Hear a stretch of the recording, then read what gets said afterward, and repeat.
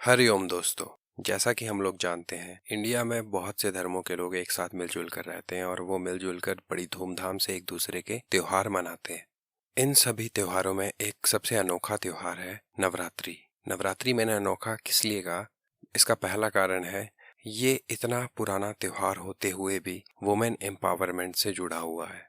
दूसरी अनोखा होने का कारण ये है कि और किसी धर्म में फीमेल डाइटीज को इतना महत्व नहीं दिया गया जितना हिंदू धर्म में दिया गया है। और तीसरा, आप अगर पुराने वेद पुराण पढ़ेंगे तो उसमें आप देखेंगे कि और भी ऐसी स्त्रियां हैं जिनका नाम आज भी उनके गुणों के कारण बड़े गौरव से लिया जाता है, जैसे कि अहिल्या, द्रौपदी, सीता जी, अनुसुईया, सावित्री, दमयंती, अरुंधति, जानकी आदि देवियां। और ज्यादा आसानी से बताऊं तो शिव पार्वती जी ने अर्धनारीश्वर रूप में आकर के इक्वालिटी शो तभी कर दी थी। तो ये जो नवरात्रि त्योहार है, ये नवदुर्गा के 9 रूपों की पूजा के लिए होता है। इस समय में इसमें 9 दिन व्रत रखे जाते हैं। व्रत रखने से हमारा शरीर जो है डिटॉक्सिफाई होता है, पहली बात साइंस ये कहती है। दूसरी बात, ये त्योहार ऐसे समय में आता है जिस समय मौसम और वातावरण में चेंजेस हो रहे होते हैं और इन चेंजेस के कारण बैक्टीरिया, वायरसेस चारों तरफ बहुत ज्यादा फैले होते हैं। मौसम चेंज होने के कारण हमारा शरीर मौसम के हिसाब से उसको ढाल रहा होता है अपने आप को। उस समय हमें खाने पीने का ध्यान रखना होता है, तो हम सात्विक खाना खाते हैं जिससे हमारा शरीर डिटॉक्सिफाई हो जाता है ना, और साथ ही साथ हम उन बीमारियों से बच जाते हैं। तीसरी बात, हमारी साथ साथ डाइटिंग भी हो जाती है। पतले भी तो होना है ना लेडीज। ये नवरात्रि त्योहार देवताओं और दानवों के युद्ध से जुड़ा हुआ है, जिसमें जब ब्रह्मा, विष्णु, महेश और सभी देव राक्षसों का अंत करने में असफल हुए, तब देवी माँ ने आकर उनको उस प्रॉब्लम से छुटकारा दिलवाया। प्रथम शैलपुत्री, द्वितीय ब्रह्मचारिणी, तृतीय चंद्रघंटा, कूष्मांडा चतुर्थकम, पंचम्या स्कंदमातेति, षष्टम्या कात्यायनी, सप्तम्या कालरात्रि, महागौरी इति अष्टम्या, नवम्या सिद्धिदात्री, नवदुर्गा प्रकीर्तिता। पहले दिन शैलपुत्री देवी का पूजन होता है। देवी पार्वती हिमालय के घर पर जब पैदा हुई तब वह देवी शैलपुत्री कहलाई। शैल मतलब पर्वत, पुत्री मतलब पुत्री। ये कहानी है शिव पार्वती विवाह से रिलेटेड। अब मैंने पहले बताया था कि सभी देवियों की पूजा, जो भी हम देवी देवताओं की पूजा करते हैं हमारे हिंदू धर्म में, उसमें हम उनकी पॉजिटिविटी की ध्यान करते हैं। हम उनके अंदर जो पॉजिटिविटी है, जो क्वालिटीज हैं, जो प्रॉपर्टीज है, हम उसकी पूजा करते हैं।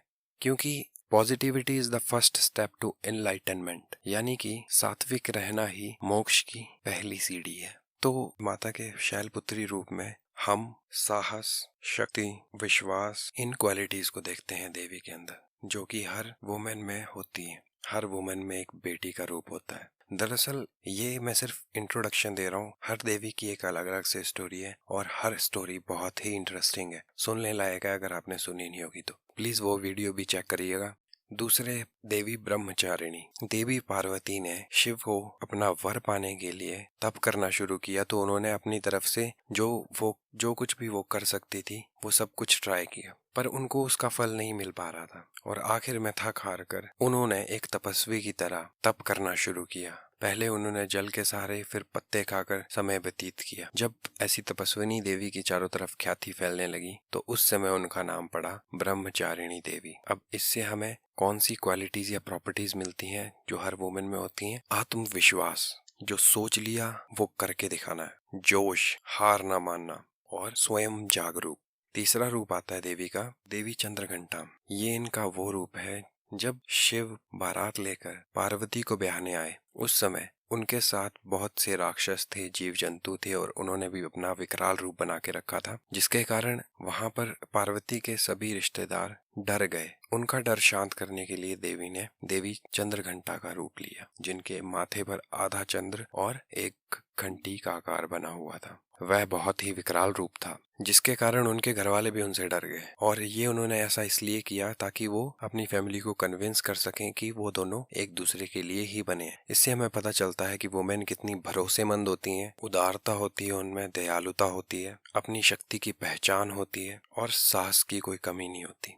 चौथे नंबर पे देवी कूष्मांडा। अब इनके बारे में एक स्टोरी प्रचलित है कि एक बार ब्रह्मा, विष्णु, महेश सृष्टि का सृजन करने की सोच रहे थे, और ये वहां पे आई और इन्होंने एक मंद मंद सी मुस्कान से सृष्टि बना डाली। मतलब एक जगह इनको अपनी मुस्कान से सृष्टि बनाने वाली भी कहा गया, और दूसरी तरफ जगह जब उनको सृष्टि बनानी थी तो यही एक थी जो सूर्य के बीचों बीच जा सकती थी, सूर्य की इतनी गर्मी सह सकती थी, और इन्होंने सूर्य के बीच जा करके अपनी पावर्स को चारों तरफ फैला करके सृष्टि का सृजन किया था। इसलिए इनका नाम कूष्मांडा है। अब इससे हमें एक वुमेन की सबसे पहले तो सृजन करने की शक्ति, प्रेरणादायक, आत्मनिर्भरता और किसी कर्म को करने में निष्ठा, हमें ये क्वालिटीज देखने को मिलती हैं। इसके अगला रूप आता है देवी स्कंद माता का। स्कंद भगवान कार्तिकेय हैं, माता। अब ये कहानी भी एक युद्ध से जुड़ी हुई है जहाँ पे शिव के पुत्र को ही असुर का वध करना था क्योंकि उसे ये वर प्राप्त था। तो जब पार्वती माँ कार्तिकेय जी की माता बनी उस समय उनका नाम पड़ा देवी स्कंद माता। और इससे हमें वुमेन की उदारता,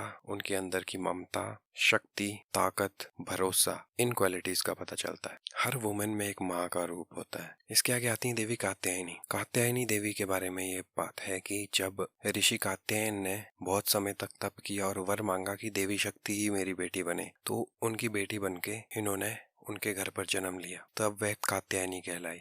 इन्होंने शुंभ और निशुंभ का वध किया और महिषासुर का वध करने में भी इन्हीं का हाथ है, इसलिए इनका नाम महिषासुर मर्दिनी भी कहा गया है। अब इससे एक वुमेन की निडरता, अच्छा व्यवहार, साहस, शौर्य, वीरता, वादे को निभाना जैसी क्वालिटीज उभर के आती हैं। इसके आगे देवी का रूप आता है कालरात्रि। जब चारों तरफ राक्षस ही राक्षस थे और कोई कुछ नहीं कर पा रहा था, उस समय देवी एक ऐसे रूप में आई जिन्होंने टर्मिनेटर की तरह सभी राक्षसों का अंत कर दिया। वह बस मारती गई। उनका वर्ण जो था वो काला था और आंखों में गुस्सा। ऐसा करके उन्होंने धरती को राक्षसों से मुक्त किया। इससे हमें वुमेन की जो क्वालिटीज दिखती हैं, एक वुमेन एक योद्धा हो सकती है और उसका गुस्सा कंट्रोल करना उसी के बस में है। हर वुमेन में एक रौद्र रूप होता है, तो ये उस रौद्र रूप को दिखाती है।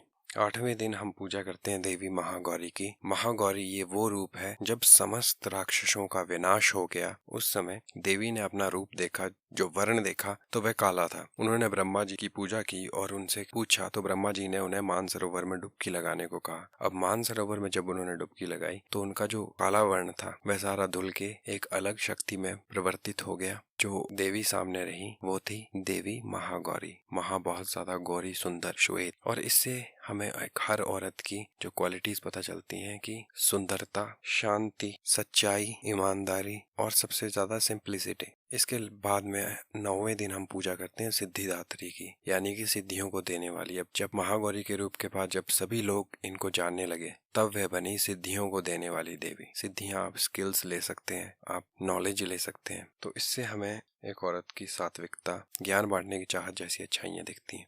अब आप लोग सोच रहे होंगे कि कई क्वालिटीज ऐसी हैं जिनके बारे में बात ही नहीं हुई। दरअसल ये देखने के नजरिए पे डिपेंड करता है, ये पहली चीज। और दूसरी चीज, क्वालिटीज और प्रॉपर्टीज, इन चीजों की अगर मैं और बात करने लगूं तो मुझे शायद किताब लिखनी पड़ जाए। कई चीजों में मेल से आगे होती हैं, मेंटली भी। आज की डेट में हम देख ही रहे हैं, लड़कियां आगे हैं लड़कों से। उन्हें बस सही जगह, सही रास्ता मिलना चाहिए, मौका मिलना चाहिए। अब जैसे मैंने बताया कि ये जो कहानी है ये बहुत पुराने वॉर से जुड़ी हुई कहानी है, तो मैंने एक पूरी सीरीज बनाई 9 दिन की। हर दिन की जिस देवी की हम पूजा कर रहे हैं उनकी रियल स्टोरी क्या है, बैक स्टोरी क्या है, कैसे पूजा करनी चाहिए, कौन सा मंत्र होना चाहिए। तो प्लीज सब्सक्राइब कर लीजिएगा, लाइक कर दीजिएगा और नोटिफिकेशन बेल को जरूर दबा दीजिएगा, क्योंकि बस मैं साथ ही साथ अपलोड करता रहूंगा, आपको नोटिफिकेशन आ जाएंगी। बहुत बहुत धन्यवाद। जय माता दी।